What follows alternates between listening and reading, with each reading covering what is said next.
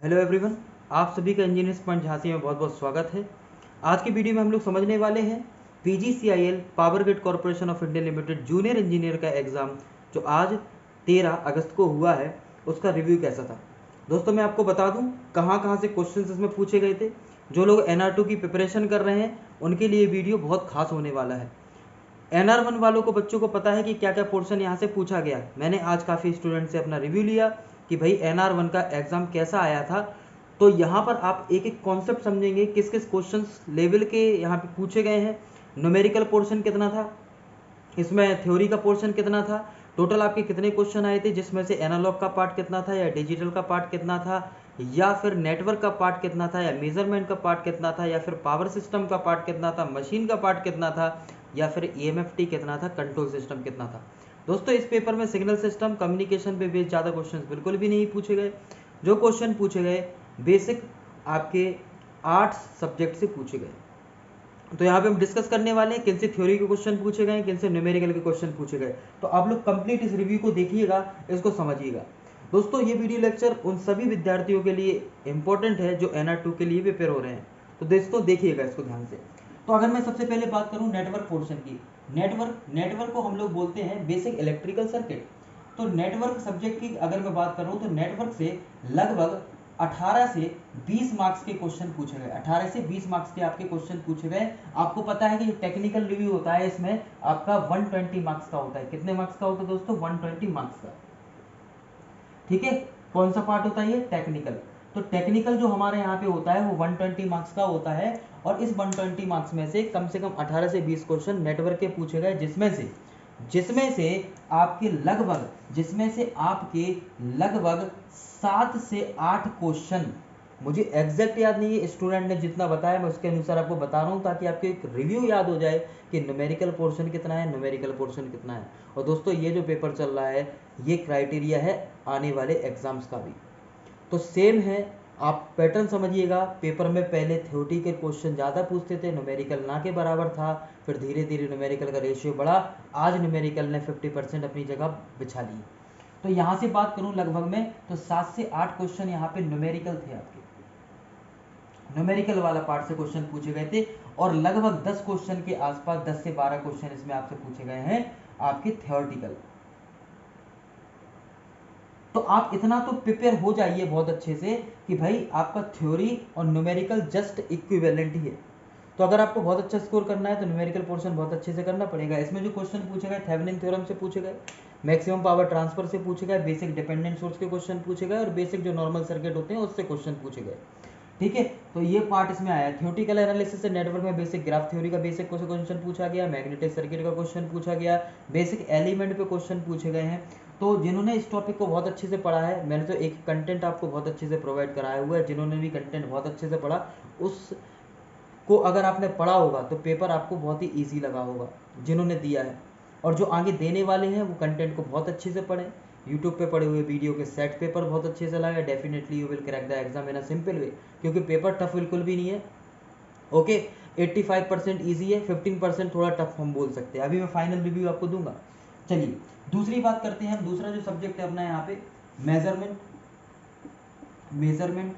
तो मेजरमेंट में magnetic effect से क्वेश्चन, PMMC वगैरह से क्वेश्चन बेसिक बन गए, वोल्ट मीटर अमीटर के बेसिक लेवल के क्वेश्चंस बन गए, आपका जो वाट मीटर सिस्टम है उससे बेसिक क्वेश्चंस बन गए, आपका जो डायनोमीटर है उससे बेसिक क्वेश्चन बन गए। यानी कि न्यूमेरिकल और वो मिला के लगभग इससे आपके 7 से 8 के आसपास क्वेश्चन इसमें पूछे गए, इससे ज़्यादा क्वेश्चन नहीं है इसमें। ठीक है, इतना पार्ट आपसे पूछा गया। ठीक है, तो यानी कि मेजरमेंट से इसमें क्वेश्चन पूछे गए हैं। दूसरा अगर मैं तीसरा बात करूं, पावर सिस्टम। दोस्तों पावर सिस्टम, तो पावर सिस्टम से लगभग 2 क्वेश्चन ही इसमें पूछे गए, वो भी एक जनरेशन से पूछा गया और एक स्कैन इफेक्ट वगैरह से क्वेश्चन पूछा गया कुछ सेट पेपरों में NR1। कुछ सेट पेपर ऐसे थे जो रैंडम आपके क्लिक हो रहे थे, खुल रहे थे, लेकिन उसमें इसका क्वेश्चन नहीं था। तो जितना रिव्यू मिल पाया उसके बेस पे मैं आपको यहाँ पे डिस्कस कर रहा हूँ। नेक्स्ट सब्जेक्ट बात करूँ, मशीन, इलेक्ट्रिकल मशीन। ऐसी इलेक्ट्रिकल मशीन की बात करें तो लगभग 10 क्वेश्चन, मिनिमम 10 क्वेश्चन इसमें पूछे गए हैं, जिनमें DC के भी क्वेश्चन है, सिंक्रोनस के भी हैं और इंडक्शन के भी आपसे क्वेश्चन पूछे गए हैं। इसमें थ्योरी भी है प्लस न्यूमेरिकल भी। तो अगर देखा जाए तो लगभग इसमें 4 क्वेश्चन न्यूमेरिकल के पूछे गए हैं, 4 क्वेश्चन न्यूमेरिकल। जबकि लगभग 6 क्वेश्चन थ्योरी के आपसे पूछे गए। ठीक है, 6 क्वेश्चन थ्योरी के पूछे गए। ये एक ओवरऑल रिव्यू है NR1 पेपर का, क्योंकि कई स्टूडेंट्स के सेट में कुछ क्वेश्चन थ्योरी के ज़्यादा थे, कुछ न्यूमेरिकल, किसी में न्यूमेरिकल ज़्यादा थे, थ्योरी इस प्रकार से पूछा गया है। क्योंकि जो सेट पेपर होते हैं वो ऑन रोल रिव्यू होता है। ऑन रोल रिव्यू मीन्स आपका ऑन द स्पॉट जिस समय खुलता है उस स्टूडेंट को पता नहीं रहता क्या आने वाला है।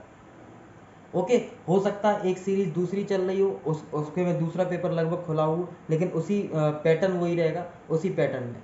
ठीक है, तो ऐसा हो जाता है क्योंकि जो लेक्चरर होते हैं, यूनिवर्सिटी के हेड डिपार्टमेंट होते हैं, वो पेपर को उस तरीके से 8-10 पेपर डिजाइन करते हैं जिनमें से कोई भी एक फ्रेमवर्क के रूप में खुल जाता है और उसको अलग अलग सिमुलेट कर देता है कई सारे क्वेश्चंस को।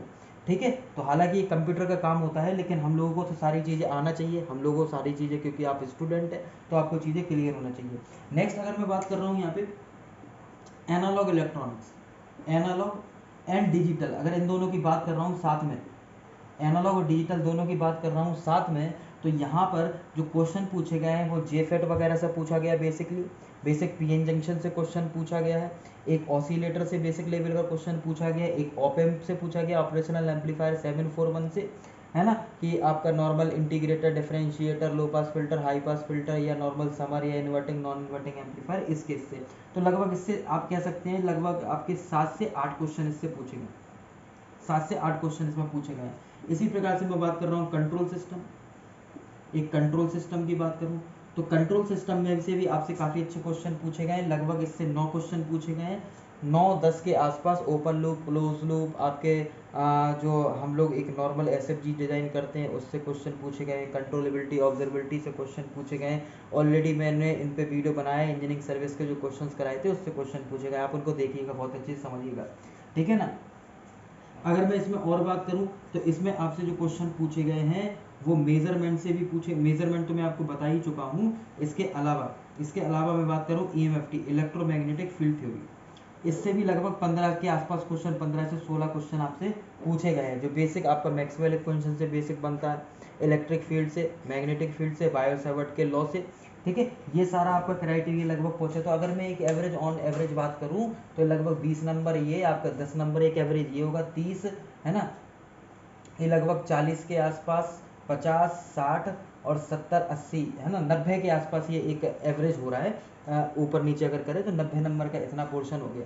इसमें कुछ एक्स्ट्रा सम्स ऑप्शन से पूछा गया, जैसे सिग्नल का लगभग एक ही क्वेश्चन इसमें पूछा मैंने, जैसे मुझे किसी ने बताया कि सर इसमें नॉर्मल लाप्लास ट्रांसफॉर्म पूछ लिया था, बहुत बेसिक सा, जो कि नेटवर्क में भी आता, तो उसको मैं मान्य नहीं करूँगा सिग्नल में, लेकिन नेटवर्क में हम मान कर सकते, तो उसका एक क्वेश्चन पूछा गया है।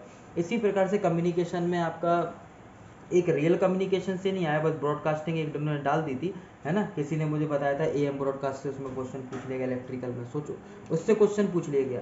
तो आपको समझ में आ रहा होगा, देखिए कौन कौन से पार्ट इसमें दे दिया गया इस तरीके से।